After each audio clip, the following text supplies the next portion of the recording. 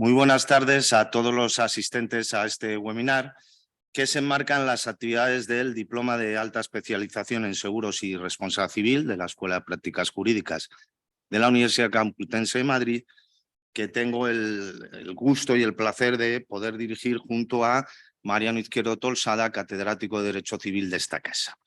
Dichos estudios comenzarán el 30 de marzo y entre su claustro contamos con académicos, abogados, directores de siniestros, profesionales de suscripción, de corredurías, del consorcio de compensación de seguros, peritos, etcétera, siendo estudios eminentemente prácticos y que ya tienen cierto recorrido, puesto que es ya la tercera convocatoria de dichos estudios. En este webinar, en el que vamos a abordar cuestiones muy actuales y en cierto sentido van a plantear una serie de cuestiones, y para ello estamos tanto los ponentes como yo a disposición de todos los asistentes que pueden plantear preguntas a través del chat y que luego intentaremos contestar todas ellas. Y tenemos la suerte de contar con dos ponentes de excepción. La primera de ellas es Yolanda Bustos. Voy a intentar hacer una síntesis porque tiene un currículum muy extenso. Yolanda es profesora de Derecho Civil de la Universidad de Alicante. Insisto, esto es una síntesis y me voy a centrar en parte de su currículum, que es muy extenso, vinculado con el tema de la ponencia que va a realizar a continuación, y con el seguro y la responsabilidad civil. Actualmente es vicepresidenta de la Asociación Española de Derecho Aeronáutico y Espacial, miembro del Consejo de Asesor del Observatorio Jurídico Espacial, participa en muchos grupos de investigación, tanto en la Universidad de Alicante, es directora, como en otras, es directora de Responsabilidad Civil, del grupo de investigación, miembro del grupo de investigación de Derechos y Nuevas Tecnologías. Sus líneas de investigación son muy amplias, no se limitan solo a derecho de daños e inteligencia artificial, con especialidad en drones y navegación aérea, sino también aborda temas de derechos de familia, persona, biomédicos, sandbox regulatorio, innovación docente, que tiene su importancia, etcétera, etcétera. Ha publicado 4 monografías, una de ellas relativa a la responsabilidad civil en el ámbito de transportes y navegación aérea, numerosas publicaciones en revistas indexadas. Podemos citar nuevo régimen legal de limitación de la responsabilidad civil de los auditores de cuentas. Ha coordinado publicaciones, ha participado en obras colectivas, etcétera, etcétera. Ha sido coinvestigadora principal de numerosos proyectos. Cabe citar aquí el proyecto de la irrupción de la inteligencia artificial en el derecho de daños y su adaptación a las nuevas tecnologías. Tiene experiencia profesional no solo en el ámbito de la universidad en la cual es profesora titular, sino en otras en las que ha realizado estancias de investigación, colaboraciones o ha impartido docencia en numerosos países, tanto en Alemania como en Francia. Ha colaborado también con universidades españolas como la Universidad Cardenal Herrera Oria, CEU San Pablo, y también imparte clases en un título experto en gestión e intermediación inmobiliaria y en el curso especialistas en Derecho Aeronáutico del ICADE. Es decir, para nosotros es un placer contar con ella, entre otras cosas porque va a tocar un tema, va a abordar una cuestión que, aparte de novedosa, está muy poco estudiada desde el punto de vista tanto académico como práctico. De hecho, yo creo que es la única persona a día de hoy que tiene una publicación al respecto. Y igualmente tenemos la suerte de contar con Óscar Bustos, que para la gente del sector asegurador es baladí que yo haga una presentación del mismo, puesto que es por todos conocidos, que ha desarrollado una carrera profesional tanto en el ámbito de las corredurías de seguros como en el ámbito de las compañías aseguradoras, y que, por sintetizar y que mi intervención no dure mucho tiempo, puesto que lo importante es la aportación que ambos ponentes van a hacer, actualmente es el director gerente tanto del pool de corredores como del pool de medio ambiente. Incluso tenemos la suerte de contar con él en esta convocatoria en el diploma de Seguros y Responsabilidad Civil, que, insisto, empezarán las clases el 30 de marzo, a finales de este mes, y que todavía hay plazas disponibles. No quiero dilatar más mi intervención, puesto que los ponentes tienen cosas muy interesantes que comentar, y sin más dilación doy paso a Yolanda para que nos exponga la situación, insisto, muy actual, muy vigente y muy novedosa desde el punto de vista de la responsabilidad civil vinculada con estos, también muy novedosos, incluso el desarrollo normativo al respecto de Sandbox. Y lo dicho, Yolanda, te cedo la palabra.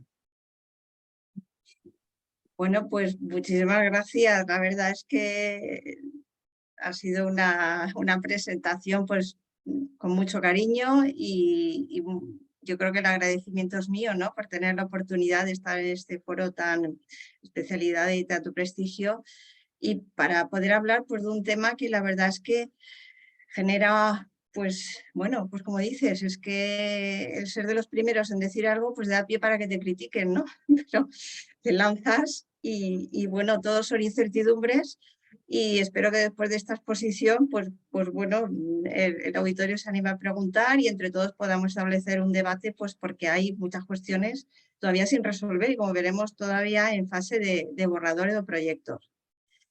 Y bueno, pues nada, sin más paso a la exposición. Vamos a ver si compartimos pantalla. Antes hemos estado haciendo una prueba, a ver, yo la tengo abierta en mi ordenador. Voy a juntar mi exposición con un PowerPoint bastante genérico para ayudar con la explicación, porque es un tema un poquito que cuesta entender, ¿eh? Cuesta entender, saber, primero ubicarnos, ¿no? De qué vamos a hablar, antes de hablar propiamente de la responsabilidad civil. Pues a ver, ¿qué hacemos? ¿Se está viendo? No. Yo tengo compartir pantalla, la tengo puesta la pantalla. ¿Vosotros qué veis? Yolanda, ahora mismo no la vemos. Sí, pues no sé, la quito y la vuelvo a compartir. A ver. Ahora sí, ahora ya sí, perfecto. Sí, pero Sí, está sí, como perfecto, pantalla Yolanda, muchas completa. gracias. Sí, está como pantalla completa. Sí. Vale, pues vamos a ver.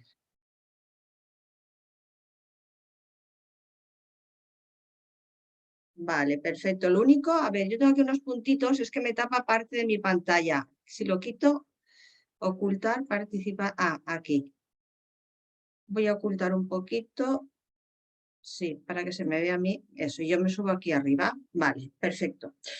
Bueno, pues voy a hablar efectivamente de la responsabilidad civil en el ámbito de los ambos regulatorios, y en primer lugar implica las cuestiones terminológicas de que estamos hablando y cuáles son las posibles fórmulas legales que puede haber apropiadas para hablar a la hora de la experimentación en sectores tecnológicos que parece ser que son propicios a este tipo de entornos previos de pruebas.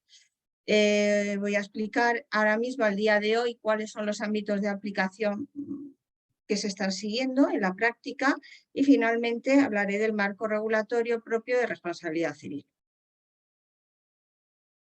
Bueno, la primera pregunta que nos hacemos es ¿qué son los sandbox regulatorios? Bueno, aquí me ha faltado una S, se me ha borrado.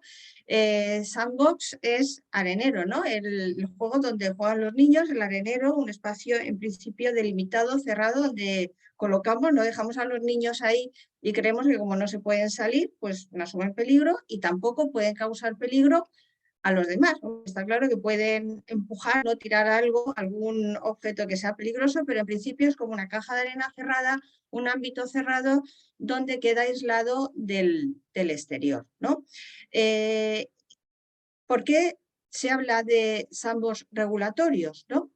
Pues bueno, pues cuando estamos hablando en determinados sectores tecnológicos, primero se pasa por una fase de diseño, hay un laboratorio, se está trabajando, pero no está todavía puesto en el mercado, ¿no? Ni puesto en servicio, no es una actividad todavía de transporte como tal. Vamos a pensar, por pensar ya en nuestra cabeza, en los drones o los vehículos autónomos cuando existan, ¿vale?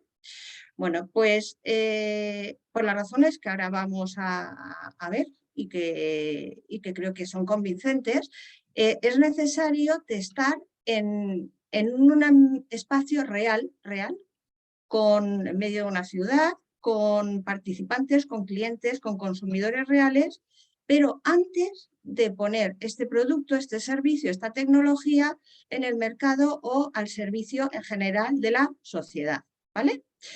Bueno, podemos decir como una primera definición, partimos de un borrador de reglamento de inteligencia artificial en la última versión que hay elaborada por el Consejo de Europa, que es de 3 de noviembre del 2022 y nos establece esta definición que tenéis en pantalla y hace referencia a este entorno delimitado donde nos van a hacer pruebas con una normativa, que es aquí la que vamos a explicar, pero siempre con un supervisor. Hay una autoridad supervisora y hay unas limitaciones o un alivio regulatorio, en cierto modo, para que se innove en este ámbito.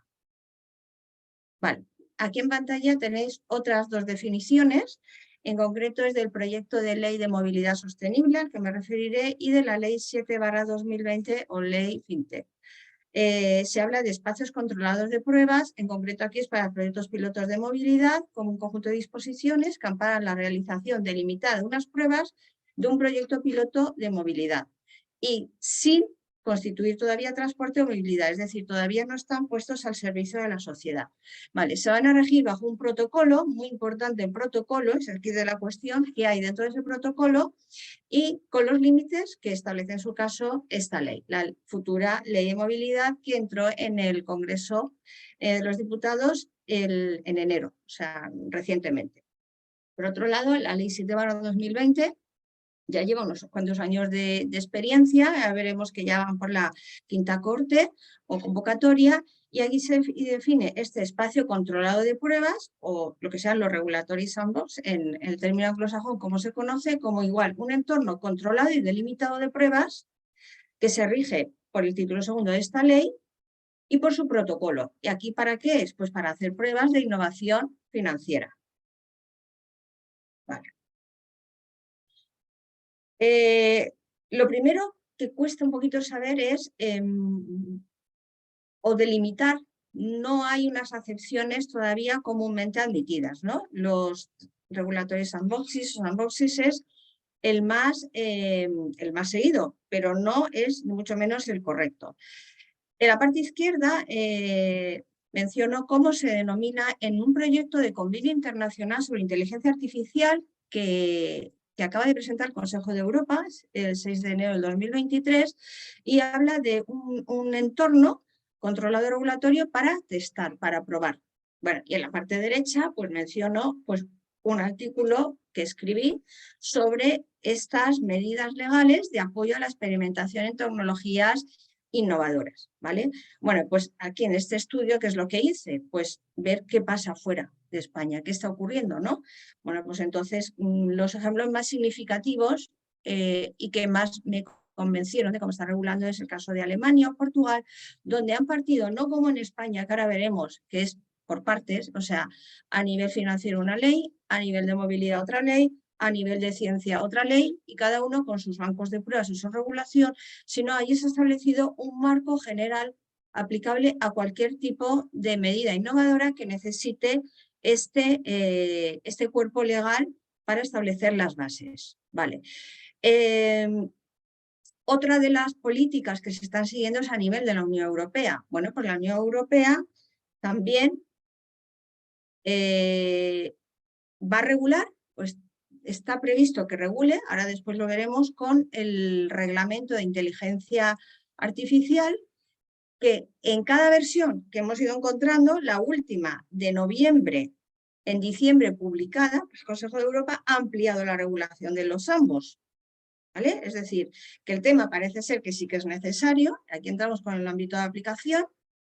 La cuestión es cómo incentivamos que los agentes participen en ellas. Y la siguiente pregunta, porque aquí todos son interrogantes, es, ¿son necesarios porque la innovación en sí conlleva riesgos? ¿Innovar conlleva riesgos? Pues por todos he sabido, ahora mismo, de la inteligencia artificial, yo creo que es de los temas que más, quitando la ley trans, ¿no?, que acaba de aprobarse. El tema de la inteligencia artificial es de los temas que más se hable, todo el mundo hablamos de la inteligencia artificial, del ChatGPT. ¿Qué ocurre? ¿La inteligencia artificial nos asusta, da miedo, conlleva más riesgos, no conlleva? Vale, pues la propuesta de reglamento regula y en la última versión ha ampliado este concepto de sandbox y su regulación. La cuestión es quién participa y quién responde y quién ordena. Bueno, pues este borrador de Convenio Internacional Consejo de Europa nos dice que las partes, cuando lo firmen, preverán los estados que firmen el establecimiento de un entorno reglamentario controlado para la experimentación de sistemas de IA. O sea, entorno reglamentario controlado para la estación preverá. O sea, como que va a ser obligatorio, en cierto modo es obligatorio. Pero si no se prevé en determinado ámbito, directamente pasamos a aprobarlos con la regulación que haya y ponerlo al servicio del mercado. ¿O debería de ser obligatorio que determinados sectores sí o sí pasaran por estos ambos? ¿Saben ustedes que la regulación que hay ahora, la de la ley 7/2020, como el proyecto de ley de movilidad, están inspirados, porque yo he estado indagando con los artífices de la ley 7/2020 y me dijo, nos hemos inspirado en el tema de los ensayos clínicos. Digo, amigo, claro, los ensayos clínicos con medicamentos. Pero los ensayos clínicos con medicamentos, antes de ponerlos en el mercado, deben de pasar necesariamente por una fase de ensayo clínico.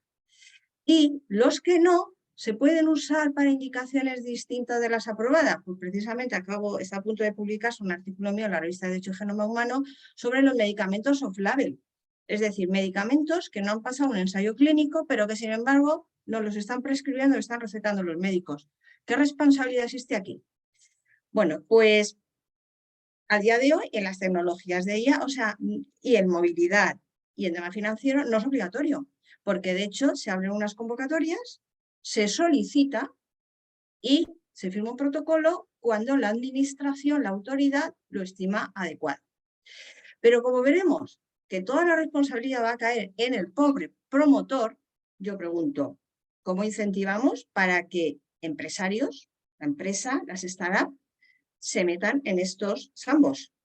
Hay que incentivarles, porque si solo les va a caer la posible responsabilidad, si surgen daños a los participantes o a terceros, nadie va a querer participar. Tenemos el ejemplo, por ejemplo, el Reino Unido. El Reino Unido fue de los países que comenzaron antes. El caso que más conozco es el tema de la movilidad aérea urbana, y allí ya iban varias pruebas experimentales que se están haciendo, sobre todo con el tema de los drones. ¿Cómo se está incentivando a las partes que participen? Pues, por ejemplo, regalándoles horas de vuelo, porque por cada hora de vuelo se paga. Aliviándoles, en cierto modo, ciertos trámites administrativos. Pero, ojo, como he escrito en el trabajo que he mencionado antes, ciertas normas no se pueden excluir. Es decir, no puede pensar uno, como yo me meto en este proyecto, pues mi responsabilidad ya veremos cuál es. Las medidas de seguridad ya veremos las que respondo, en las que tengo que cumplir. Pues no. Lo que son normas que son imperativas o normas todas relacionadas con el ámbito de la seguridad, es obligatorio, imperativo cumplirlos aunque se esté en este entorno de pruebas. Vale. Ahora mismo los ámbitos que hay más importantes son el general, o sea, el que partimos de la Unión Europea, que está propuesto, que es la propuesta de reglamento de inteligencia artificial. Os he comentado, hay varias versiones. La del Parlamento Europeo de octubre del 2021 y recientemente en noviembre el Consejo de Europa ha presentado otro borrador y la regulación la amplía el capítulo dedicado a los sandbox.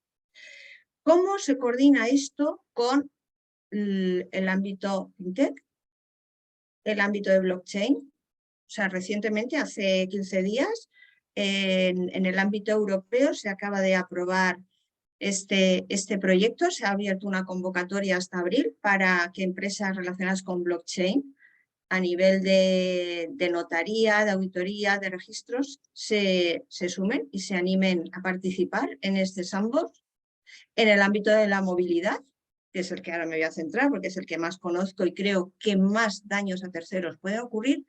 Y en el ámbito de la ciencia, pues nada, hace 15 días se acaba de reformar la ley 14/2011 de ciencia y tecnología, que también habla de regular, también recoge los bancos de pruebas en este ámbito. También tenemos en el sector eléctrico un Real Decreto Ley 23/2020 que también regula los bancos de pruebas. Bueno, aquí tenemos expuesto cuáles son las bases de cómo se está poniendo en la práctica en este ámbito del sector financiero, nuevas tecnologías. Vamos ya por la quinta convocatoria y como ven, uno de los requisitos que al solicitar tiene que ser un tema relacionado con innovación de base tecnológica y se marcan estas casillas o relacionado con la inteligencia artificial, tecnología de registros distribuidos, biometría, identidad digital, computación en la nube, Internet de las cosas u otros campos. ¿Vale? La cuarta convocatoria, que ya terminó, pues mira, por saber un poco cuántas empresas se han presentado, ¿no? Pues en la parte izquierda, el nombre del proyecto, aquí están representadas, fueron 5. La quinta fue la empresa Money y hablaba de poner en marcha el euro, ¿no? El euro digital. Y solamente, por lo tanto, 5. La convocatoria anterior cuarta y esta que está la quinta se acaba de abrir, pues ya veremos cuántos proyectos se presentan y se terminan aprobando. En el ámbito de la movilidad, bueno, pues aquí la mayoría de asistentes son de Madrid, seguro que habéis visto las noticias, ¿no? En Villaverde, pues creo que está a punto de ponerse en funcionamiento. Hay un proyecto de ordenanza del Ayuntamiento de Madrid y la verdad es que es sorprendente, es para quitarse el sombrero, ¿no? Porque yo he leído los datos y si esto es así, dice que se van a crear entre 3.000 y 5.000 puestos de trabajo y hay una inversión de 300 millones de euros. Aquí, o sea que esto no es barato, innovar. Y esto va a ser un sandbox que se va a crear en este ámbito y como veis aquí, pues se ve un dron, se ve un robot de reparto, se ve una especie de autobús o furgoneta y bueno, pues se van a probar aquí vehículos autónomos, drones y los robots de reparto. Y esto ya es hoy, ya es real. Otro de los ámbitos que está a puntito es el ámbito aquí de WebSpace. Y si me funciona la tecnología y pincho, aquí debería de salir un vídeo para explicar un poquito qué es WebSpace y cómo está en este proceso ahora mismo de SAM. Pues parece que sí, es un vídeo de 3 minutitos para explicar lo que es. Yo me callo.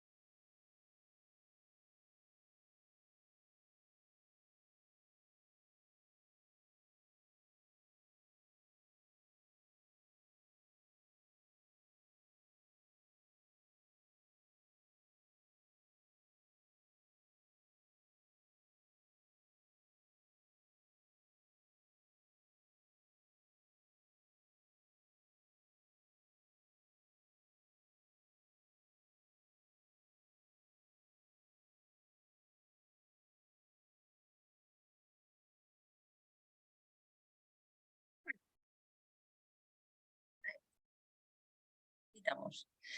Vale, pues yo creo que a la vista lo que es U-Space y lo que va a implicar para poder gestionar en sistemas que van a necesitar inteligencia artificial y las últimas tecnologías, los drones, porque ahora mismo miramos al cielo no vemos ninguno, pero está previsto que haya muchísimos, interactúen. La cuestión es las posibles colisiones o no, que no existan con la aviación tripulada, con los edificios, en qué zona hay que zonificar, hay que hacer los vertipuertos. Bueno, la que va a venir es impresionante. De hecho, ya hay todo este mare magnum de disposiciones, de reglamentos comunitarios que van a entrar en vigor, no, que entraron en vigor ayer. O sea, entraron en vigor la mayoría antes y en enero de 2023. Y un montón de software que se está desarrollando para que todo esto sea viable. Hay muchísimo dinero invertido, la industria aeronáutica, y esto tiene que funcionar porque no puede haber accidentes, ¿vale? En Aire, que va a ser la gestora de U-Space, hasta que haya proveedores que se quiere que sean privados, entidades privadas, proveedores de servicios, anunció hace unas semanas que no puede entrar en vigor, o sea que queda suspenso. Se tenía que haber entrado en vigor, pero la industria todavía no está madura. O sea, digamos, tenemos aquí un ejemplo de la regulación, está yendo por delante, pero todavía no está seguro. Y luego hay un problema de base, es que los ayuntamientos, a nivel de logística, las aerovías todavía no están hechas.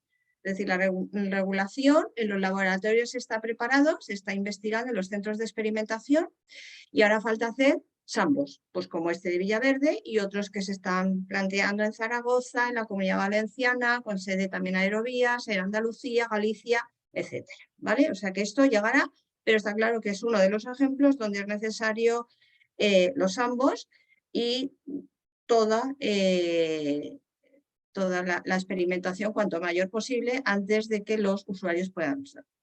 Bueno, y ya entramos propiamente en el marco regulatorio de la responsabilidad civil. Vale, pues yo me he ocupado de esta cuestión en estas dos obras, la jueza de derecho privado, en este artículo de responsabilidad civil que está en abierto, y en este otro específicamente sobre los drones en la obra de un homenaje al profesor Juan Roca Juan, coordinada por la Universidad de Murcia y la Universidad de Alicante. Vale. En concreto, ¿de qué hablamos? Pues hablamos de este proyecto, el proyecto de reglamento de inteligencia artificial. En el artículo 53.4 no nos dice nada. Nos dice, y como veis los tachones no son míos, es que en la segunda versión, en la última versión que he obtenido, la de 3 de noviembre de 2022, ¿veis? Todavía se está corrigiendo la regulación, ¿no? Pero en cualquier caso nos dice que los participantes, ojo que los participantes para la normativa española son otros, pero para el reglamento de la inteligencia artificial, los participantes dice que serán responsables bajo el derecho de la Unión aplicable y la legislación de los Estados miembros. Por los daños causados se ha eliminado lo de terceras partes en el curso de su participación en SAMBOs regulatorios en materia de inteligencia artificial. ¿Qué pasa aquí? Pues que tanto U-Space como movilidad, como sistema financiero, como blockchain, muchos de ellos llevan sistemas de inteligencia artificial. Veremos a ver cómo coordinamos esa normativa, reglamentación comunitaria, que afortunadamente esa regulación no entra en la responsabilidad civil, sino que remitirá.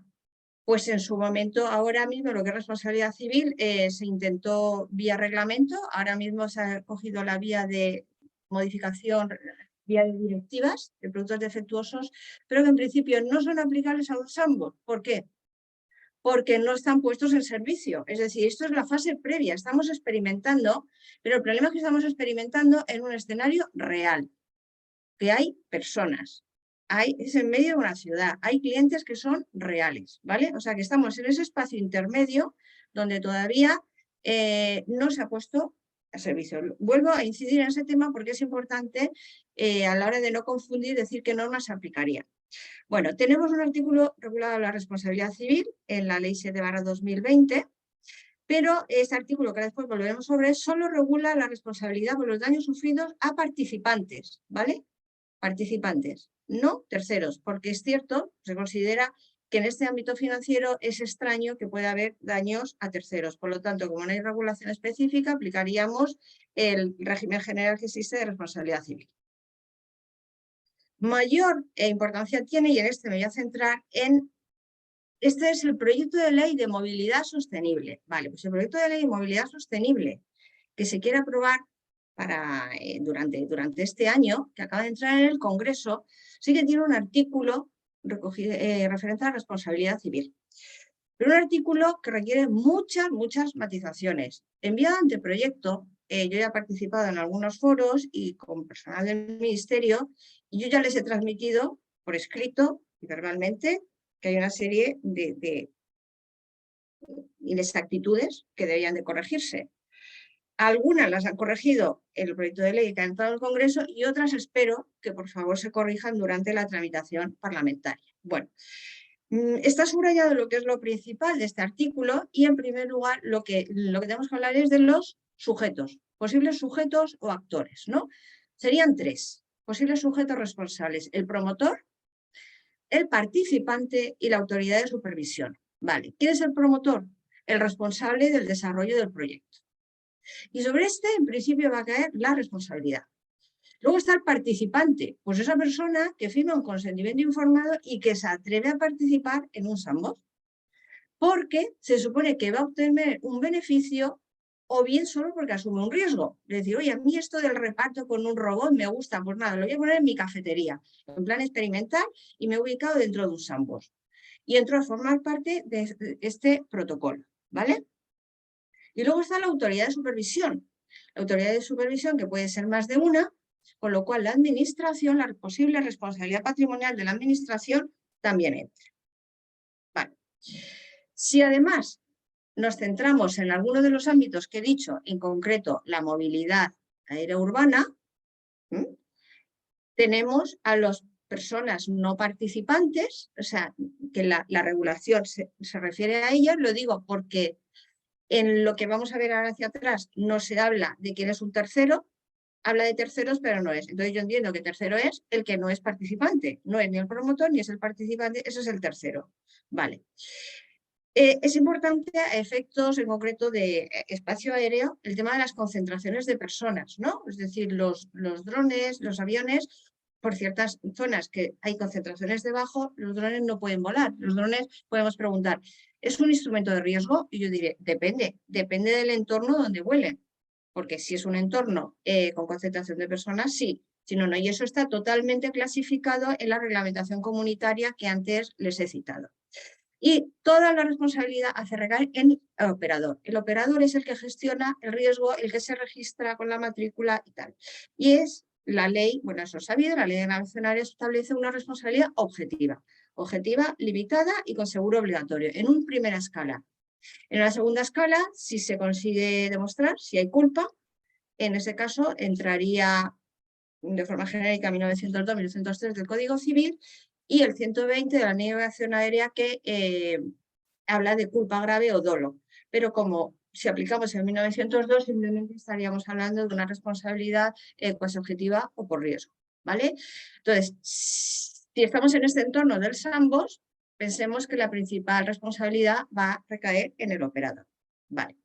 Bueno, volvemos atrás. El artículo no tiene desperdicio. En primer lugar, distingue lo que son daños a participantes. Los participantes, hemos dicho, son los que quieren asumir un riesgo o esperan obtener un beneficio. Vale. Pues respecto a ellos, respecto a los participantes, primera cuestión que chirría. Nos dice que serán indemnizados con arreglo al régimen de garantías. ¿Cómo que serán indemnizados con arreglo al régimen de garantías? Es decir, que si el asegurador asegura, el asegurador responde. ¿Desde cuándo el asegurador es un sujeto responsable? Vamos a ver, primero tendrá que ser un sujeto responsable. Y si es sujeto que es responsable, tiene un seguro de responsabilidad civil, entrará al seguro. Entonces no me diga usted que serán indemnizados con arreglo al régimen de garantías. Yo creo que esto induce a confusión, o sea, esto debería eliminarse. ¿Qué tendría que decir? Que serán indemnizados conforme al régimen de responsabilidad aplicable según de la materia de que se trate. ¿Estamos hablando de movilidad terrestre? ¿Es movilidad aérea? ¿Qué tipo de movilidad es? Y cada uno tiene su régimen ya establecido de responsabilidad civil y si no lo adaptaremos a vehículos automatizados, en un futuro autónomos, igual que el tema de las aeronaves. De momento, con un alto grado de automatización, pero no son autónomos, ¿vale? Entonces, no se indemniza conforme al régimen de garantías, ¿vale? La responsabilidad es distinta del aseguramiento de responsabilidad civil, como todos ustedes saben. Pero no es la primera vez que el legislador comete este tipo de error, porque la normativa que se aplica a los ensayos clínicos ocurre lo mismo, o sea, confunde la responsabilidad con el aseguramiento. Y en el caso de Hispaner, cuando los accidentes de Barajas también se planteó en las sentencias, cuando llegaron al Tribunal Supremo, esta confusión entre los límites de responsabilidad civil y los mínimos que había que asegurar por el seguro. Es decir, que es una confusión, desgraciadamente, que encontramos con otros ejemplos. En segundo lugar, nos dice, parece ser, se desprende de aquí un criterio de imputación por riesgo, que no habla de culpa. Dice que el promotor indemnizará a los participantes. Siempre, ¿no? Incluso por los fallos debidos a fallos técnicos o humanos. O sea, no está diciendo que tenga que existir culpa o no. La cuestión es, ¿esto es un régimen específico o no es un régimen específico y estamos aplicando igualmente el régimen común? Pues parece ser que aquí quiere establecer, en primer lugar, que la responsabilidad es del promotor, de este modo. La regulación es prácticamente igual en la Ley 7/2020, ¿vale? O sea que está inspirada en la 7/2020. Pero esto es relación de participantes, ¿vale? Los participantes firman y hacen un consentimiento informado para entrar dentro de este ámbito. Vale. Después nos establece una presunción de causalidad. Dice que los daños que han sufrido los participantes se presume que derivan del desarrollo de las pruebas, ¿vale? Bueno, pues presunción de causalidad está bien. Y hay una exclusión, es decir, ¿cuándo no va a responder el promotor por los daños que ha causado el participante? Daños personales y patrimoniales. Pues cuando haya que interrumpir o se hayan finalizado las pruebas por los motivos previstos en el artículo 76. Y yo digo, no es correcto, porque no todo el artículo 76 debería de interrumpir o excluir la responsabilidad del promotor. Porque este artículo nos está diciendo que las pruebas se han podido interrumpir porque el promotor ha incumplido el protocolo y está generando un riesgo incumpliendo las obligaciones que tenía. Entonces la autoridad dice, queda en suspenso. Pues entonces, ¿por qué va a excluir su responsabilidad? Se ha causado un daño, precisamente en ese caso hay culpa o negligencia, ¿vale? Entonces, yo creo que aquí, espero que se mejore la redacción ahora en la tramitación parlamentaria, es solo excluir en los casos donde por circunstancias externas ajenas al propio promotor se ha tenido que interrumpir o finalizar las pruebas. Vale. Segundo ámbito, daños causados a terceros. Y dice terceros ajenos. Bueno, no sabemos quién son los terceros, pero yo digo, serán los no participantes, ¿vale? Los no participantes. Y en este caso, de los daños a terceros, nos encontramos con, ¿saber qué régimen aplicamos? Pues otra vez nos dice que los daños a terceros serán indemnizados con arreglo al régimen previsto en el protocolo. Bueno, régimen previsto en el protocolo. No sé, debería decir régimen de responsabilidad civil aplicable al proyecto concreto de que se trate. No va a decir el protocolo qué régimen es que se aplica, sino si es movilidad terrestre será uno, si es de vehículos será otro, si es aéreo será otro, si es tema financiero será otro.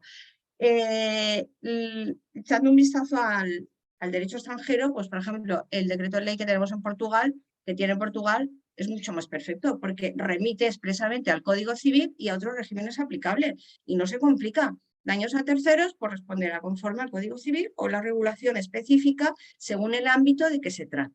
Vale. Siguiente cuestión. Nos dice que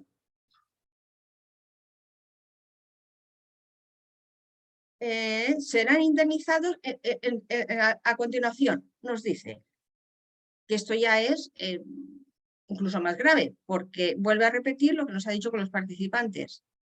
que en caso de daños a terceros no cubiertos por el régimen de garantías previsto en el protocolo, vamos a ver si esto lo conseguimos entender. Yo, mira que lo he leído veces, y es que digo, qué forma tan complicada de redactar.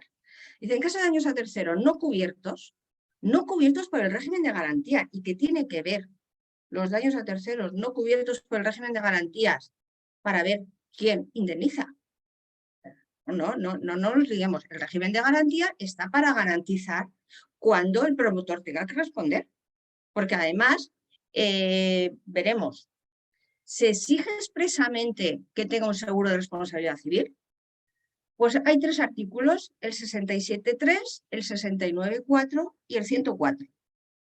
Y ahí simplemente dice que en la solicitud el promotor podemos deducir que sí que le va a exigir un seguro de responsabilidad civil. Pero dice, la solicitud deberá de incluir un análisis del tipo de seguro de responsabilidad civil o cualquier otra forma de aval o garantía equivalente que mejor se ajuste al protocolo. O sea, que no es seguro de responsabilidad civil, seguro de responsabilidad civil o cualquier otra forma de aval. Luego, el 69.4 dice, es obligatorio, habrá que ver el protocolo, habrá que mirar el régimen de garantías que podría incluir un seguro de responsabilidad civil. Podría incluir. ¿Cómo que podría incluir? O sea, en temas de ensayos clínicos y otros temas, el seguro es obligatorio de responsabilidad civil. Entonces, aquí dice, podría incluir seguro de responsabilidad civil, aval bancario. Y en el 104, que establece las sanciones, dice que será una sanción grave, incumplir la contratación del seguro de responsabilidad civil, aval bancario, en los casos requeridos. ¿Cómo que los casos requeridos? ¿Y cuáles son los casos requeridos? ¿Quién lo dice? ¿El promotor, el solicitante, va a decidir qué casos son? No, o sea, o es obligatorio, debería de decirse en esta ley que es obligatorio un seguro de responsabilidad civil, porque entendemos que si es un SAMBOS hay un mayor riesgo, porque hay una incertidumbre sobre el resultado de estas pruebas, si no, no se estarían haciendo los SAMBOS, ¿vale? Y por último, nos referimos a los sujetos responsables y con esto ya termino porque me estoy yendo del tiempo. Bueno, ¿quién responde? ¿Quién responde? En principio, yo entiendo que con esta regulación el legislador quiere, vamos a ver, ¿qué quiere? Que responda el promotor. El promotor es el responsable del proyecto. Ya, pero fíjense qué regulación. Dice, serán indemnizados por el promotor, pero el promotor solo si incumple el protocolo. O por el causante del daño. Pues vaya, pues claro, pues a ver, el causante del daño es el que tiene que responder cuando causa un daño, ¿no? Artículo 1902. Pero, ¿qué quiere decir? ¿Que el causante del daño sea un sujeto distinto al promotor? Es posible, ¿no? O sea, el promotor se mete en un proyecto, está probando un robot y el causante del daño es la empresa de mantenimiento que tenía que haber vallado adecuadamente la zona o delimitada y no lo ha hecho. ¿Vale? O sea, que entendemos que quiere hacer responsable de forma directa a los dos, el promotor o el causante. En otro caso, o sea, cuando el promotor no sea el causante, también responde. Esto sobra, porque está claro que el causante del daño tiene que responder. Bueno. Y luego nos dice a continuación, más extraño, dice, cuando la responsabilidad no se puede imputar al promotor ni al causante, o sea que hemos establecido una responsabilidad directa de los dos, promotor o causante, presumimos una concurrencia de culpas. ¿Por qué? Presumimos una concurrencia y admitimos a la autoridad supervisora que estaba tan tranquila, dice, anda, pues a mí no me toca aquí. No, porque también responde y dice, presunción de concurrencia de culpas entre el promotor, la autoridad supervisora, que pueden ser varias, y el causante del daño. Otra vez, el causante del daño. ¿Y por qué no de aquí? Si hay una concurrencia de causas, no establecemos la parcialidad, cada uno que responda de su participación y según sus obligaciones, ¿no? En el daño. Pues no. Establece la solidaridad como cláusula final de cierre, es decir, que la responsabilidad sea solidaria. ¿Qué problema puede haber aquí? Eso está muy bien de cara a la víctima, el tema del seguro. Aunque aquí empiece diciendo no cubierto por el régimen de garantía, pero eso lo quitamos. Yo para mí eso no existe, o sea, no existe porque no tiene sentido. Entonces, responsabilidad solidaria, como el seguro no tenemos claro si es obligatorio o no, la autoridad tiene seguro, ¿no? La administración tiene seguro. Y el promotor tendrá seguro, pues según el ámbito que se mueva. Esto ya ocurrió en la auditoría de cuentas con el tema de este sector y se estableció el régimen parcial y de responsabilidad por el tema del el fenómeno de pocket, ¿no? O sea, si uno tiene seguro obligatorio y los administradores, pues no, vamos a elegir al que tenga el seguro como garante. Y bueno, pues creo que ya con esto termino. Si tienen alguna pregunta, después en el debate, y muchísimas gracias por su atención. Yolanda, muchísimas gracias por tu ponencia, tu intervención, que ha sido muy clarificadora y muy clara, no tanto así el proyecto de ley, que confiamos y deseamos que, bueno, con un poco de sensatez, iba a atreverme a decir, sea modificado con las indicaciones que tú comentas, porque lógicamente es susceptible de ser mejorado dicho proyecto de ley. Comentabas que innovar conlleva riesgos. Yo estoy de acuerdo en que efectivamente innovar conlleva riesgos, pero es que voy más allá. Hay antropólogos que consideran y defienden, y desde el punto de vista de dicha ciencia así está considerado, que la industria lítica fue tan importante en el desarrollo cognitivo del ser humano que modificó el cerebro. Así lo entienden los antropólogos. No es que lleve la innovación, el desarrollo de las nuevas tecnologías a riesgos, sino que incluso nos pueden cambiar, no sé si para bien o para mal, pero desde luego cambiar nuestra forma de ser, manera de comunicarnos, de relacionarnos, etcétera, etcétera. Y el ejemplo perfecto, sin ir muy lejos, es este mismo, ¿no? En el que estamos realizando un webinar en el que los asistentes, hay asistentes de Perú, de distintas partes de España, pues se conectan de manera telemática a través de un ordenador, no presencialmente. Y otro de los grandes cambios que hubo a nivel histórico fueron los denominados cambios climáticos, que aunque está muy de boga y tiene mucha atención por parte del legislador, de los políticos, de la población en general, y cierta preocupación que trasciende a todo el público, el cambio climático no es novedoso. Me vuelvo a retrotraer a tiempos pretéritos en los que está demostrado también desde el punto de vista, en este caso de la ciencia de la prehistoria y la arqueología, que ha habido cambios climáticos que han modificado, insisto, tanto la condición del ser humano como el propio planeta, y sin ir más allá, y para entenderlo muy fácilmente, el pasar de sedentarios a la agricultura. El que pasásemos a ser agricultores supuso un cambio climático trascendental en la historia de la humanidad y del planeta Tierra.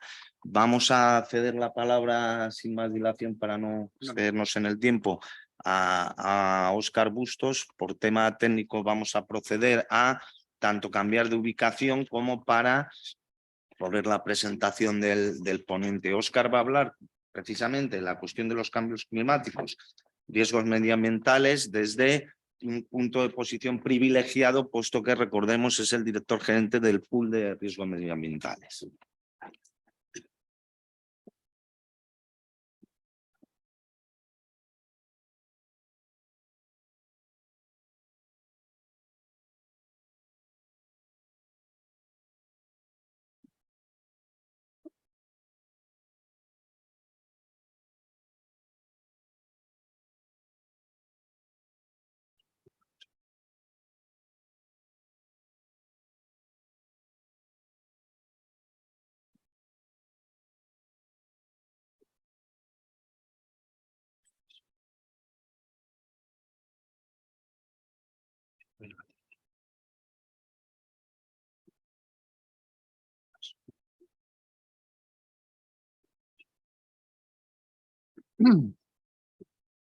Bueno, en primer lugar, agradecer a Alberto y a la escuela en la invitación a esta jornada, a Yolanda por clarificarnos un mundo que vemos que viene, pero que no sabemos cuál va a ser su regulación, y sobre todo compartir con Yolanda esa preocupación de que muchas veces en ciertos espacios nuevos o que pueden entrañar un riesgo, el aspecto del seguro queda difuso, y un poco La idea de hoy es un poco trasladar cómo ese cambio climático o esa necesidad de proteger nuestro medio ambiente en un marco regulatorio en el cual, bueno, no hay una obligatoriedad de seguro, pues genera dudas de cómo luego esos posibles daños o esas posibles incidencias van a tener o van a ser reparadas. Igual que la presentación de Yolanda era totalmente innovadora, del cambio climático, yo creo que es algo que todos hablamos, todos discutimos, todos sabemos, todos tenemos nuestra teoría. Y a lo largo de estos días, desde que Alberto me propuso la presentación, he tenido ocasión de poder investigar más o analizarlo más, y no se pueden ustedes imaginar la cantidad de teorías que hay, teorías contradictorias unas con otras. Yo voy a pasar un poco de puntillas, voy a intentar aclarar la situación referente al cambio climático, cuál es la situación que a día de hoy hay y lo que genera. Y luego la idea es intentar acercarlo en nuestro día a día. El cambio climático al final no dejan de ser o van a suponer normas regulatorias a nivel de estados y a nivel de acuerdos, fundamentalmente entre estados, de formas de actuar y de formas de proceder, pero en nuestro día a día, bueno, pues hay situaciones en las cuales pues veremos que la afectación es mayor. Estos son noticias de hoy. Es decir, ya en la prensa, en el día a día, el cambio climático y los daños medioambientales es algo que están presentes. Son noticias que he buscado esta mañana y, bueno, si se fijan, hay un observatorio climático que dice que en el año 2050 el espesor de la nieve en los Pirineos será un 50% menor. Esto teniendo en cuenta que se cumplan las expectativas de reducción de emisiones y de reducción de no incremento de la temperatura en la Tierra prevista para el 2030, que es un poco los acuerdos que se han sacado o que se han comprometido los países en las COP. De ayer, un barco, un carguero, naufraga en las costas de Filipinas y arroja 800.000 litros de aceite industrial, con el daño medioambiental que eso supone. Y yendo más cerca, la Xunta sanciona a Bergondo, que es una pedanía, por un vertido provocado por un fallo en una depuradora de un polígono. En este caso, lo curioso es que se le condena una sanción, pero no hay una condena o una obligación a una reparación, como luego más tarde veremos que es lo que busca la normativa que actualmente regula las situaciones de daños medioambientales en nuestro país. Entrando ya en lo que es el cambio climático, bueno, cambio climático, la Tierra ha sufrido durante muchísimo tiempo. Estos son los cambios climáticos que se han producido en los últimos 2000 años. Si se fijan, en azul están los calentamientos, es decir, la temperatura que sube, la subida de temperatura, y en azul está los descensos de temperatura. Si nos remontásemos más allá, bueno, los cambios que ha sufrido la Tierra en las diferentes épocas han supuesto cambios climáticos brutales y radicales. Yo les confieso que este acercamiento al cambio climático tengo que agradecer a la ponencia que me ha servido para verlo. En los últimos, si se fijan, en el siglo XVII-XVIII hubo un cambio que se le llamaba la edad del hielo. Con esto, bueno, un poco viene a refrendar muchas teorías científicas que dicen que cambios climáticos ha habido. La única diferencia del cambio climático que estamos viviendo actualmente y que genera tanta preocupación es la evolución del nivel de dióxido de carbono que produce el efecto invernadero y que tiene un culpable claro. Ese culpable es la acción humana. Cuando preparaba la presentación, hablando con el equipo técnico del pool, que está compuesto por su director geólogo, ingenieros medioambientales, etcétera, ellos me enseñaban una presentación y discutíamos sobre el tema y decían que el cambio climático nos preocupa mucho. Todos hablamos de salvar el planeta se va a quedar, es una realidad. Es decir, el planeta El planeta no se va a mover, el planeta cambiará, la naturaleza se adaptará, pero quien está en peligro somos nosotros. Entonces es un poco la realidad y yo creo que es un poco hacia donde va esa preocupación que a día de hoy tenemos. Bueno, si tienen ocasión de poder analizar y poder ver y poder leer las diferentes posiciones que hay, tanto de gobiernos como de la ONU, como de países emergentes, como países del tercer mundo, las posiciones frente al cambio climático son radicalmente opuestas y contradictorias. Por eso voy a intentar pasar de puntillas sobre este tema, voy a intentar ser lo más objetivo y un poco mostrar la realidad y la preocupación que existen. En realidad, es verdad, existe una preocupación cada vez mayor. Aquí viene una serie de hitos importantes sobre el cambio de la preocupación en el cambio climático. Si ven en el último punto, la Conferencia de las Naciones Unidas sobre el Cambio Climático, se han celebrado 27. Yo creo que han tenido relevancia París, Kioto y la última de Egipto, que son en las cuales ya, bueno, se ha visto por parte de los gobiernos la situación hacia dónde iba y bueno, eso ya sí que ha supuesto un cambio radical en cuanto a los protocolos que se han firmado y los compromisos de todos los países que acudían a estas conferencias. ¿Esto cómo se traduce en el día a día a nivel internacional? Bueno, lógicamente esto, la opinión pública, en las asociaciones ecologistas, asociaciones de todo tipo relacionadas con el medio ambiente, bueno, pues están surgiendo demandas en países y acciones en países un poco en esta línea, en este cambio climático que está produciendo y sobre todo no en la normativa, porque al final la normativa lo están haciendo ahora los países poco a poco, en estos acuerdos que se toman. La sentencia más reveladora es en el año 2019, se interpone por unas asociaciones en Holanda, y aquí lo que se condena es al grupo Shell a reducir en un 45% las emisiones para llegar al 2030 a los niveles que se estaban estableciendo. Es un cambio radical que no haya pasado hasta ahora. No hay una norma como tal que lo determinase, pero es una primera sentencia. Luego veremos que esto tiene repercusión, ha tenido repercusión en España y tiene repercusión en España, que está pendiente una sentencia, un procedimiento, el juicio del clima, que luego comentaré brevemente también. Han aumentado los litigios relacionados con el cambio climático. Hay que tener en cuenta que el cambio climático es una situación global. Es una situación en la cual no hay una regulación estándar. Cada país ha tomado o está tomando las medidas que cree de acuerdo a los acuerdos que se han tomado en las diferentes conferencias de la ONU. Todo esto sí que es cierto que crea un clima de reclamación. Es decir, hay un daño que se ha causado o que hemos causado todos al medio ambiente, pero con esa idea muy anglosajona de hacer culpable a alguien, es complicado decir quién tiene la culpa de tanta emisión de gases de efecto invernadero, que los científicos dicen que es lo que producen, pues, a las petroleras, las energéticas. Y luego en el foro de Davos, el secretario de la ONU, Antonio Guterres, bueno, endurece ese mensaje de que, al igual que la industria tabacalera, los responsables deben rendir cuentas.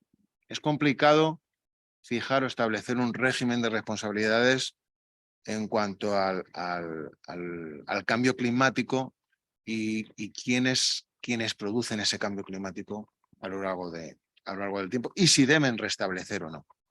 Es un poco, ese es el panorama a nivel global en el cual nos encontramos. En España, ¿cuál es la situación? Bueno, voy a descender un paso más. Les voy a contar muy brevemente qué es lo que hacemos en el Pool Español de Riesgos Medioambientales.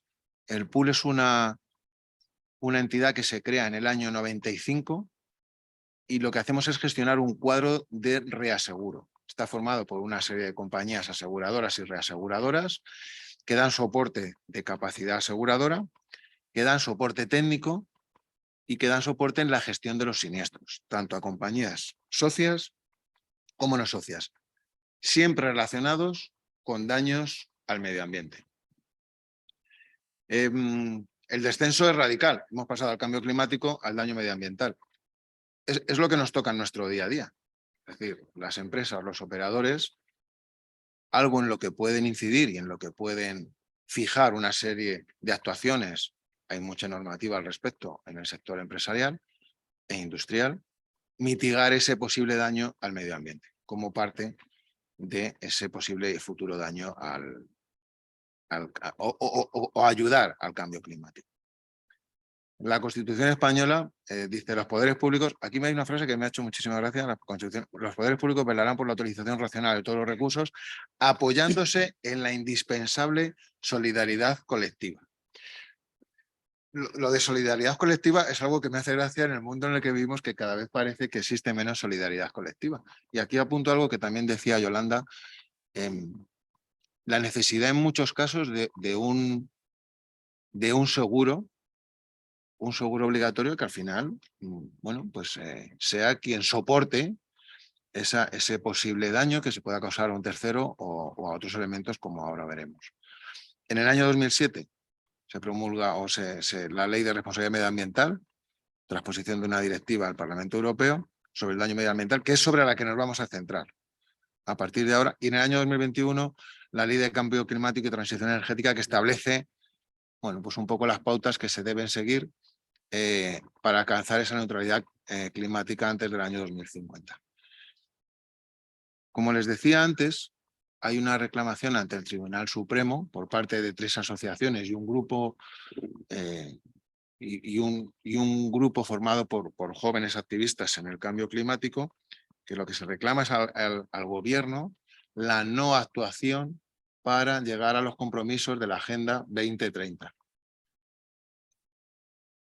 Me está informando si el procedimiento sigue abierto. Hubo por parte de la Abogacía del Estado un recurso, entendiéndose que no era procedente dicho procedimiento, pero el tribunal hizo una resolución en la cual entendía que el procedimiento debía seguir porque eran compromisos que había adquirido el gobierno español. Algunos datos para situarnos en dónde estamos, antes de hablar de la Ley de Responsabilidad Medioambiental. Esta Ley de Responsabilidad Medioambiental es luego andaremos más, es una responsabilidad objetiva.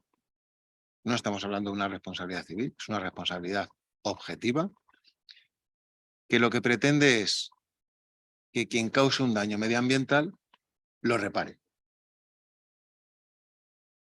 Yo creo que es una ley, la idea de la ley es fantástica. Lo que promueve la ley yo creo que era en su momento y es loable.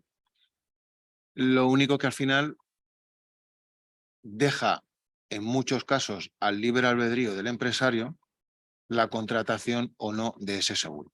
Establece una serie de obligaciones de contratación de seguro, que luego veremos, pero establece también una serie de medidas o una serie de situaciones en las cuales exonera al empresario o al operador, como habla operador económico y profesional, de la contratación de este tipo de seguro. Al no tener la obligación de contratación de ese tipo de seguro, muchas veces estos daños quedan sin reparación y es la propia administración la que tiene que asumir esa reparación porque supone la quiebra de la empresa, la no suficiencia económica de la empresa para poder soportar el daño que se puede haber causado al medio ambiente. Aquí les pongo una serie de ejemplos de la experiencia del pool en la gestión de estos riesgos, más o menos los porcentajes de aseguramiento de ciertas actividades. Gasolineras en España, en el año 2022, casi 12.000 gasolineras, no tienen obligación de aseguramiento. Aquí tienen que ser iniciativa del empresario la contratación. En este caso, el sector de las gasolineras es un sector muy afectado por otras legislaciones sectoriales, como puede ser la ley del suelo, y bueno, habría una gran concienciación de aseguramiento por los daños que se podían causar al suelo en el cual se instalaban las gasolineras. El 60% más o menos aseguradas. Talleres, 42.000 talleres de diferentes tamaños. Muchos de ellos, en la mayor parte de ellos, suelen tener sustancias contaminantes y solamente está asegurado el 40%.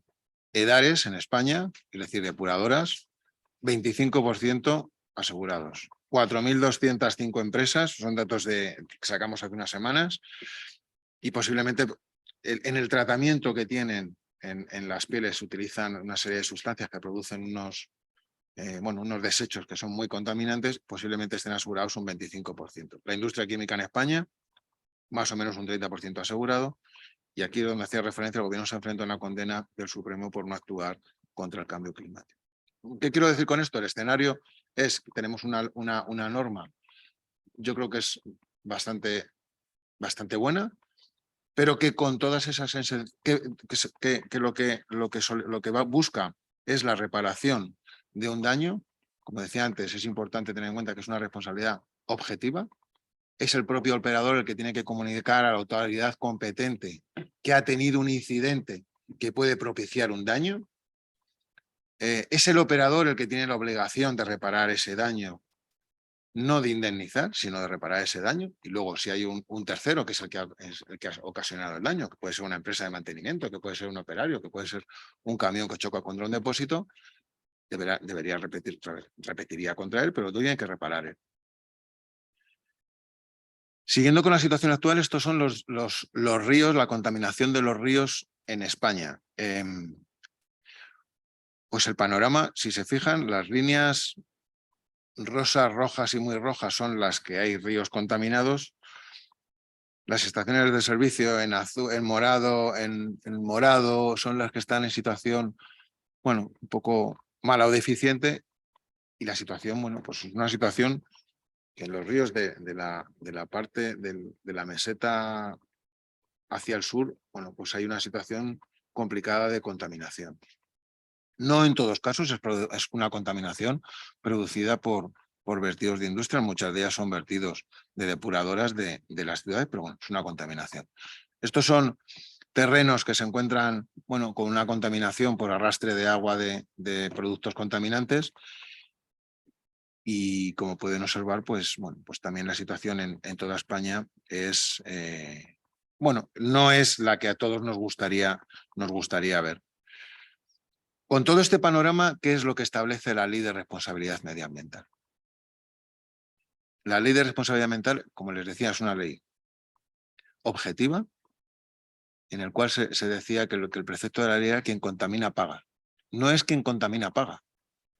Al operador que causa un daño medioambiental no se le obliga a pagar, se le obliga a reparar, y en el caso que no pueda reparar, se le obliga a compensar el medio ambiente dañado. ¿Qué supone esto? En el pool gestionamos, se ha incrementado en los últimos años, pero gestionamos en torno a 40, 50 siniestros al año, de diferentes magnitudes, hay de todo tipo. Un siniestro frecuente es un volcón de un camión. Vuelco de un camión con un vertido del líquido que lleve el camión. En esto hay un siniestro en Irlanda, porque pensamos siempre cuando hablamos de siniestros de este tipo, pensamos el siniestro de ácido o de combustibles. Pues no, es un camión de leche que vuelca en un río y produce la muerte de 500 peces en el río. Al final el agua aunque no es una sustancia contaminante, sí que causa un daño, como fue en ese caso.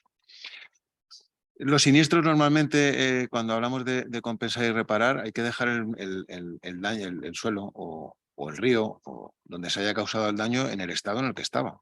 Piensen ustedes, por ejemplo, un siniestro producido por un incendio. Este verano uno de los incendios que hubo fue producido por una cosechadora.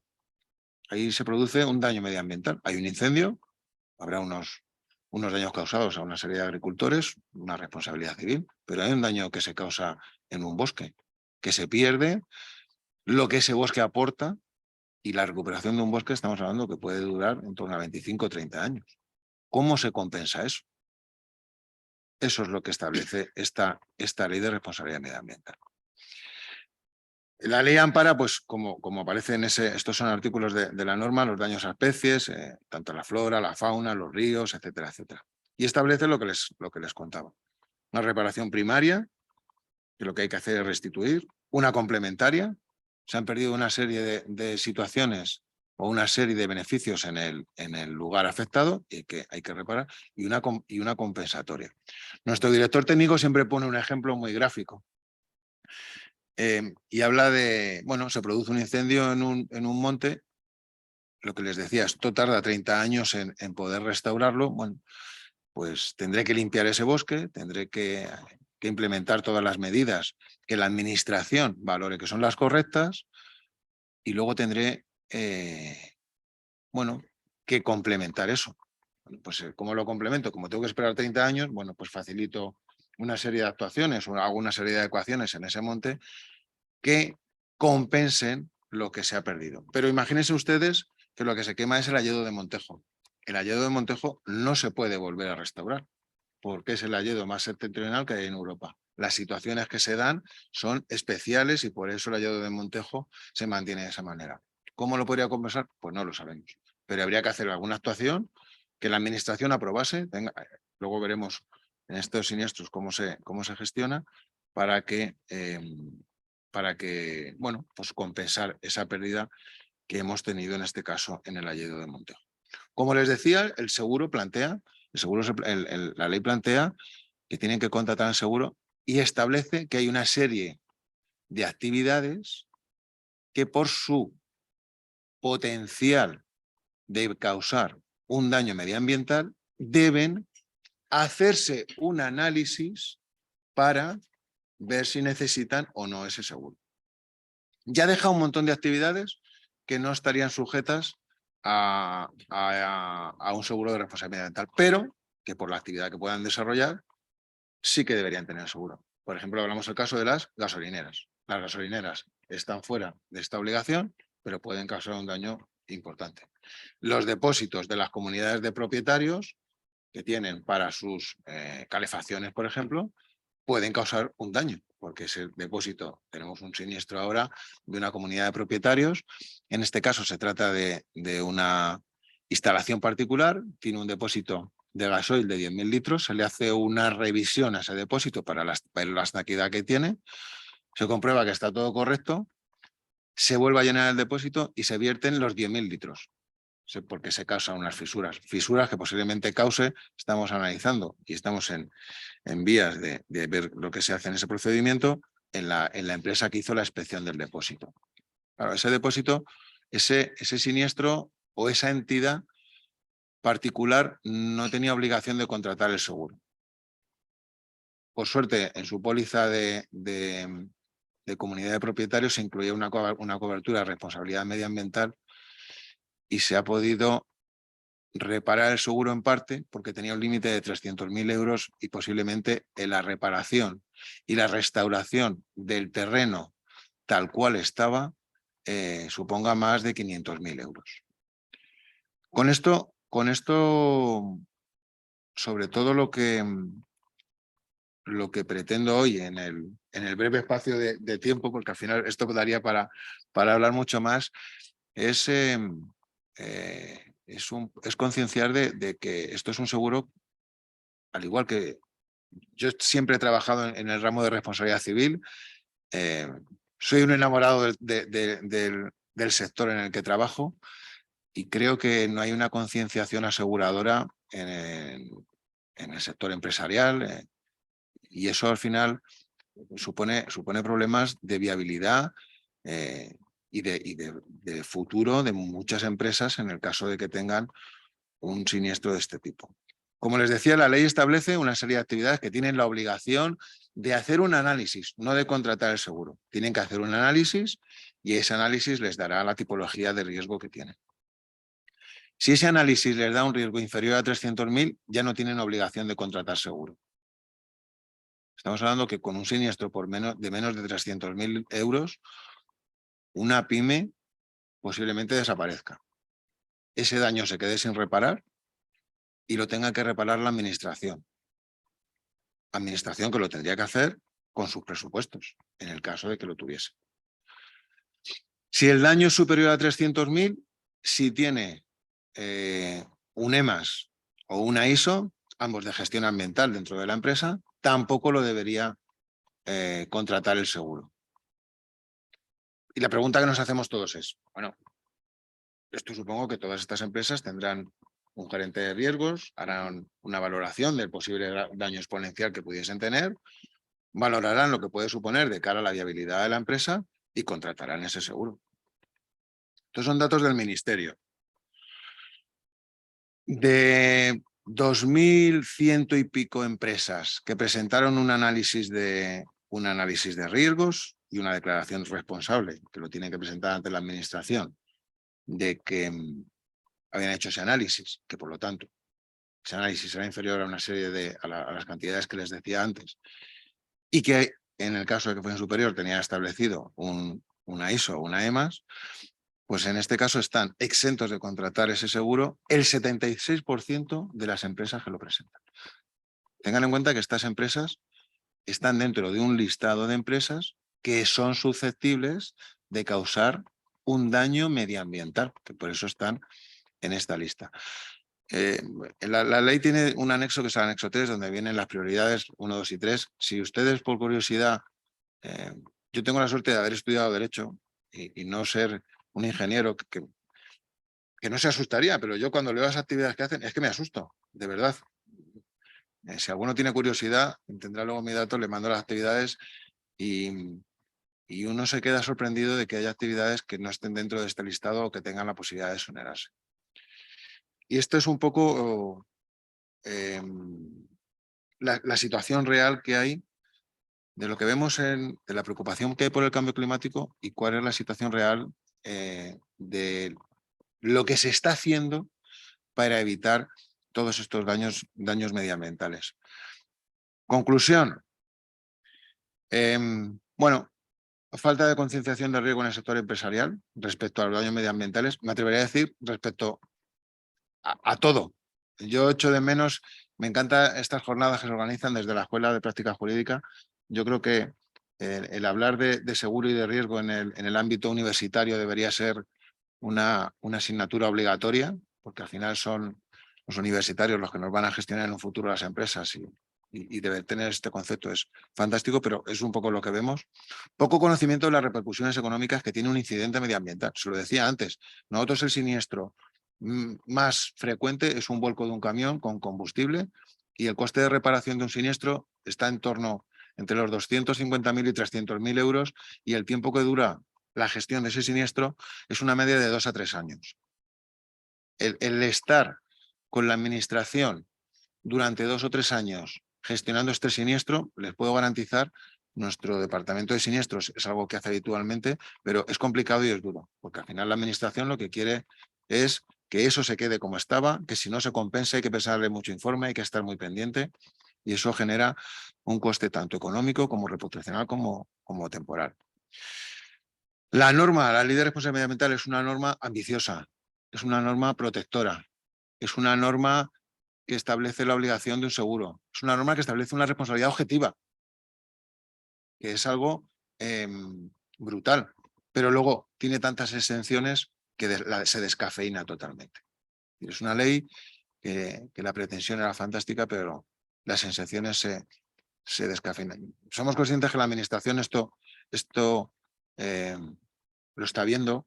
Al final, cuando yo creo que siempre hay que contar con la buena intención de todos cuando se hace una ley, de hacerla lo mejor posible, y a lo largo del tiempo es cuando se ve la efectividad o no de la norma.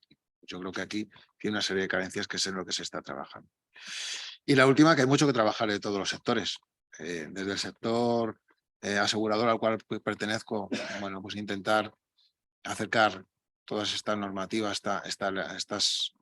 este seguro y otros seguros al sector industrial. Desde el sector industrial,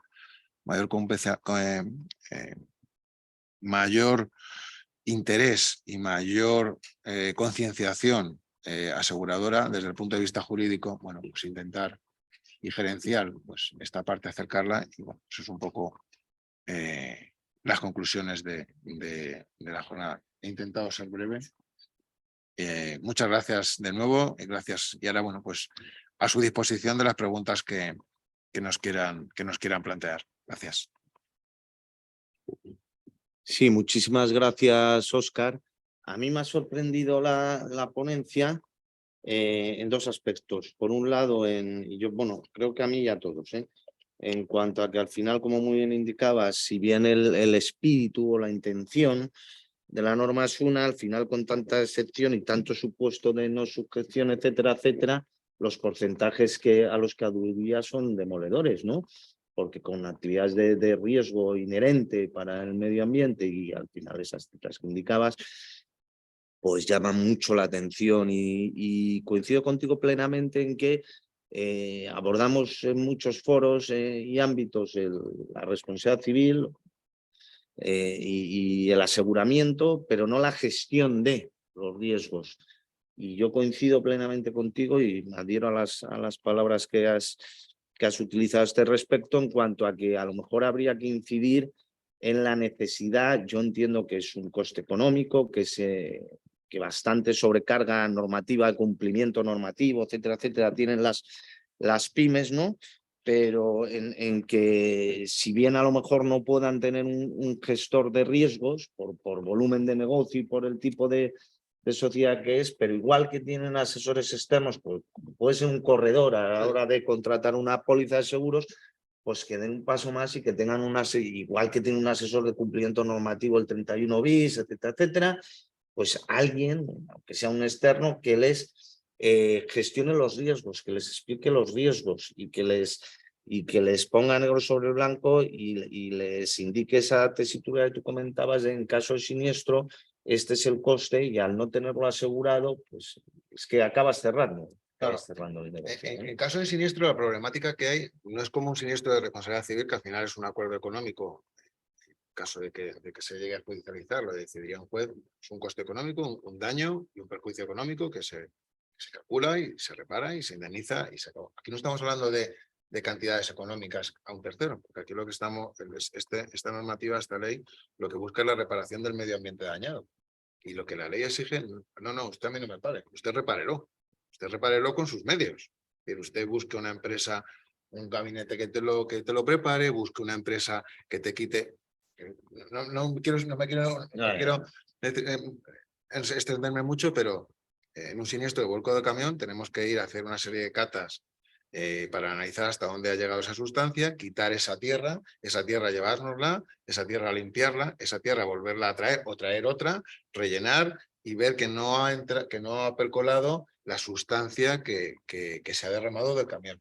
Si encima hay vegetación que hay que modificar, pues me hace gracia, pongo el ejemplo del siniestro había un magnolio y claro, los técnicos decían, es que es un problema magnolio. Digo, pero ¿qué problema es el magnolio? Dice que hay que quitarlo, llevárnoslo a un sitio, limpiar la arena, la tierra, esperar a que esa arena esté bien, volver a traer el magnolio y dejarlo en el mismo sitio en el que estaba.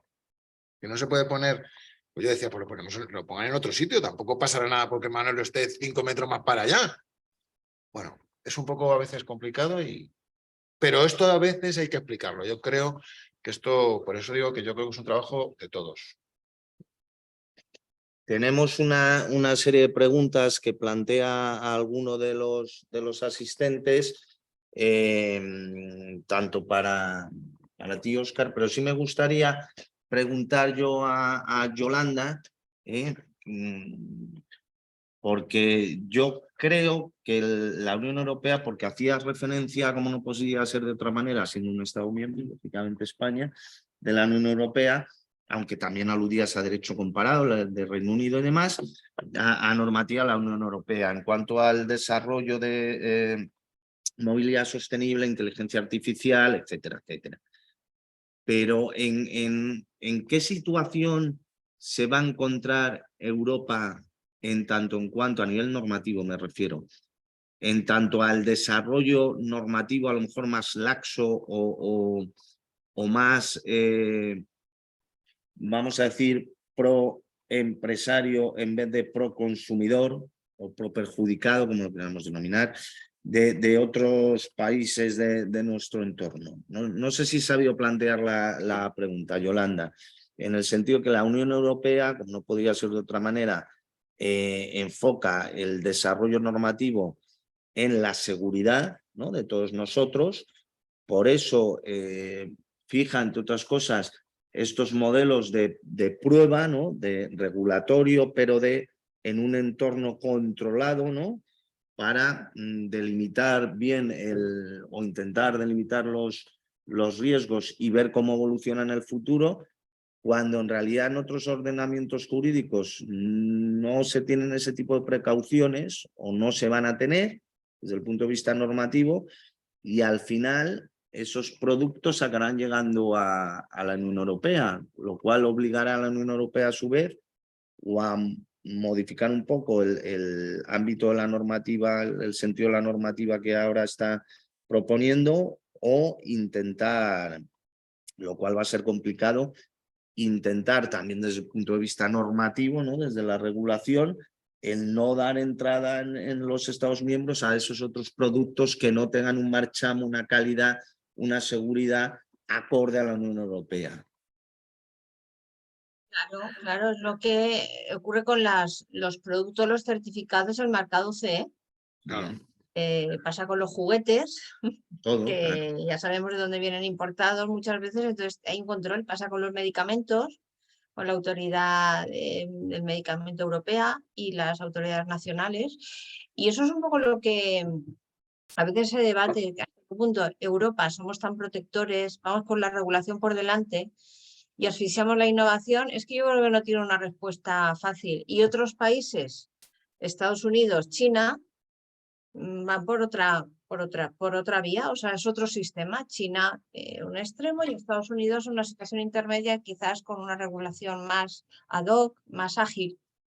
Pero es algo que no podemos decir, o sea, de hecho la Unión Europea a través del reglamento de IA, lo que pasa es que en este caso de los ambos está preocupado, quiere desarrollarlo, pero si uno lee, al final lo que termina haciendo es delegando las autoridades nacionales. El problema es que hay muchos ambos que van a ser transfronterizos, que implican a distintos países.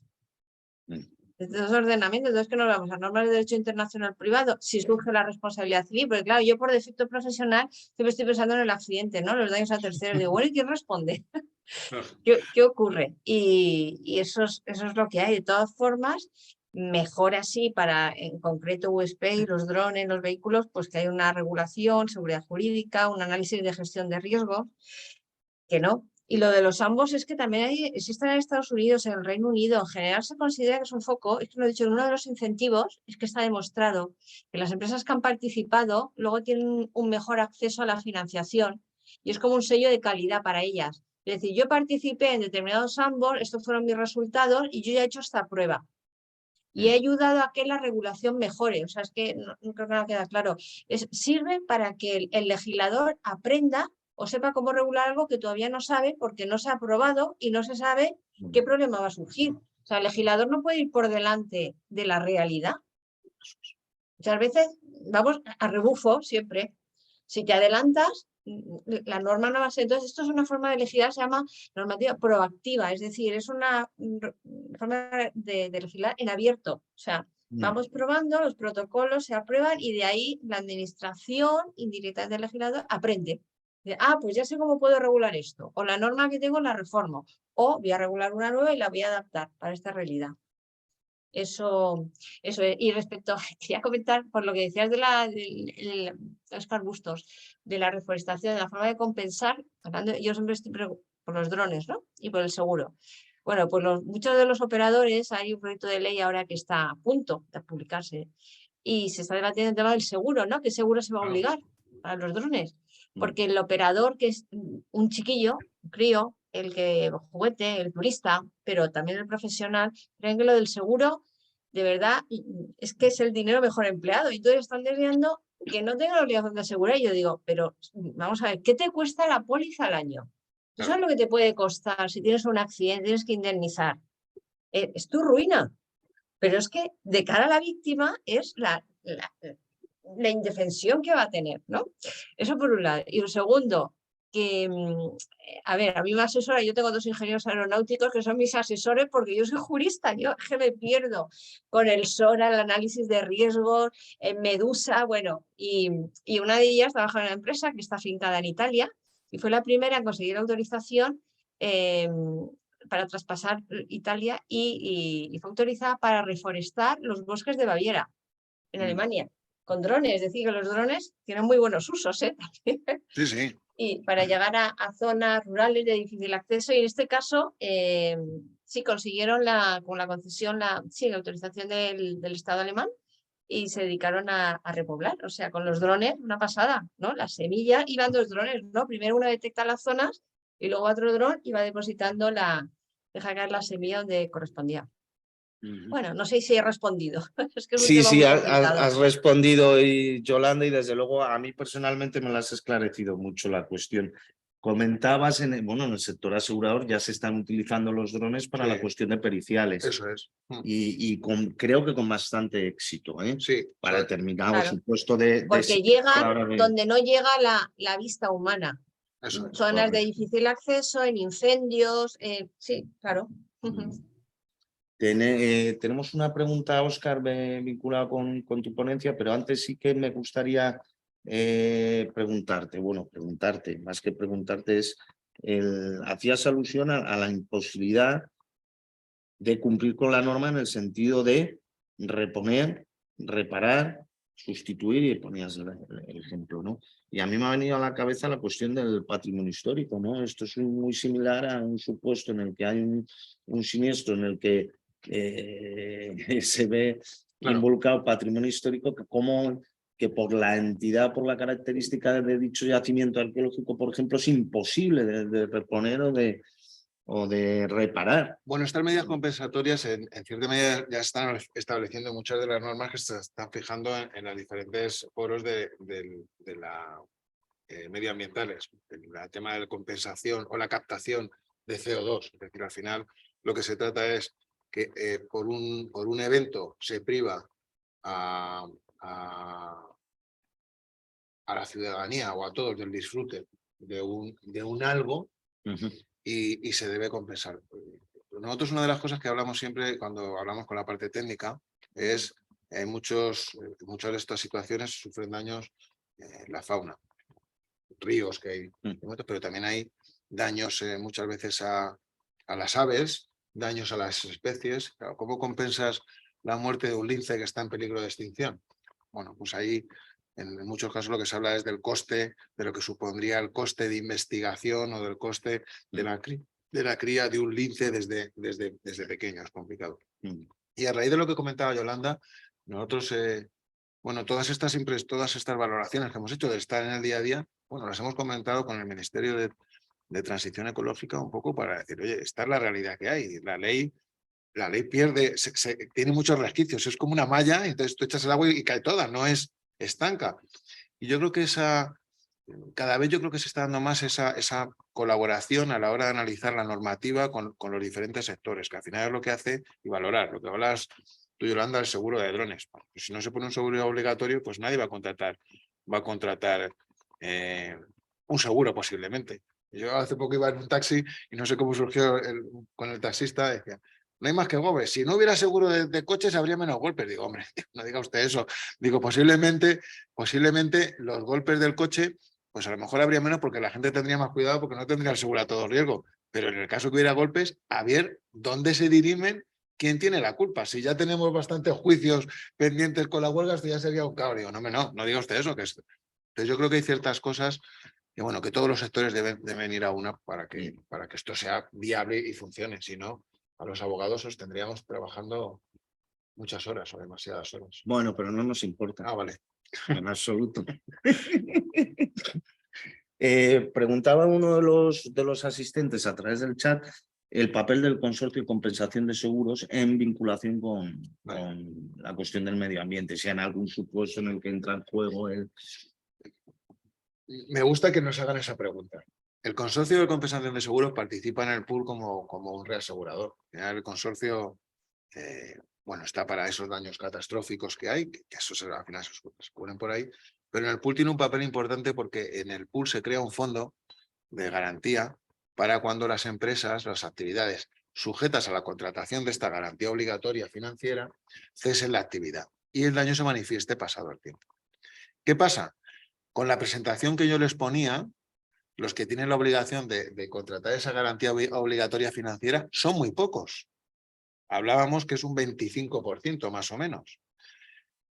El fondo del consorcio se nutre de las primas de esas empresas que tienen que contratar esa garantía obligatoria financiera.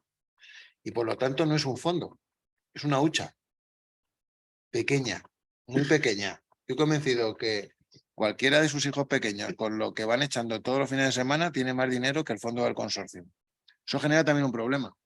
Esa es la figura que tiene el consorcio. El consorcio lo que está es para cierra una empresa, ya no hay actividad, pero a los 3 años se manifiesta que tiene un daño porque tiene un depósito subterráneo que por la situación que sea tiene un vertido. Pues ese fondo se tendría que hacer.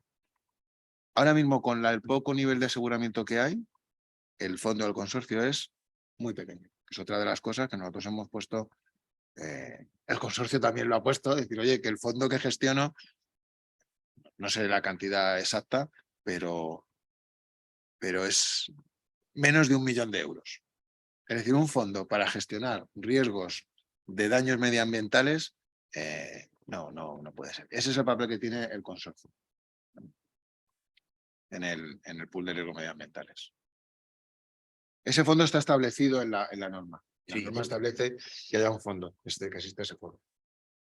Bueno, vamos a ir finalizando, dada la hora que es, no sin antes agradecer a ambos de los ponentes e indicarles que yo creo que ha sido muy provechosa ambas intervenciones y muy positivas porque en ambas cuestiones sí es cierto y verdadero que hay cierta predisposición a abordar el tema, por supuesto en el tema de los riesgos medioambientales o en el caso abordado por Yolanda Bustos, ¿no?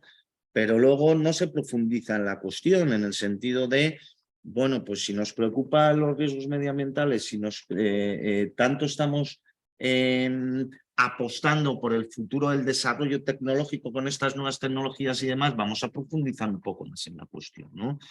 Además de que está bien el hacer una labor divulgativa en defensa del medio ambiente, una labor divulgativa en el uso de las nuevas tecnologías y los beneficios inherentes al uso de las mismas, ¿no?